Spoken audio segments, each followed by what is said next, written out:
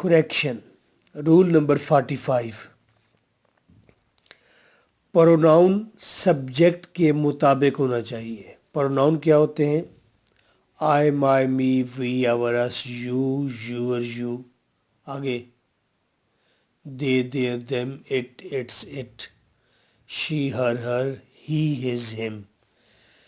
ये सारे प्रोनाउन हैं।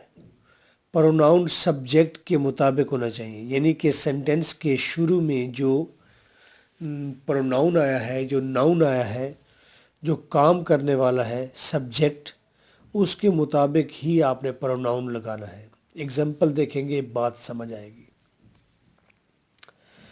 The farmer is ploughing their field. बताइए इसके अंदर सब्जेक्ट क्या है? The farmer.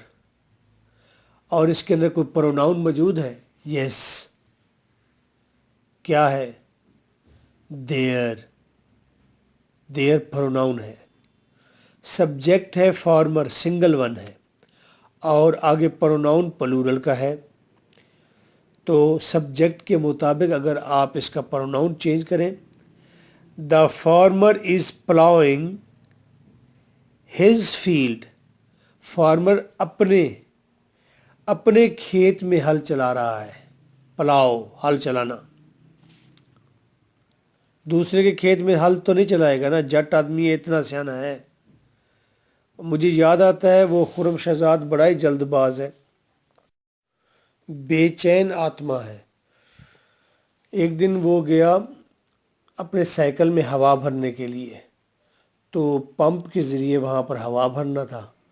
उसने अपने साइकिल को हवा बहुत टाइट की, बार बार चेक करता था, बार बार पंप से भरता था, और जब बिल्कुल हवा उसके अगले व्हील में टाइट हो गई, उसे पंप उतारा और साइड पर रखा, और जब साइकिल के हैंडल में हाथ डाले तो साथ ठहरे हुए आदमी ने उसके हाथ को पकड़ लिया और कहा, अपना साइकिल।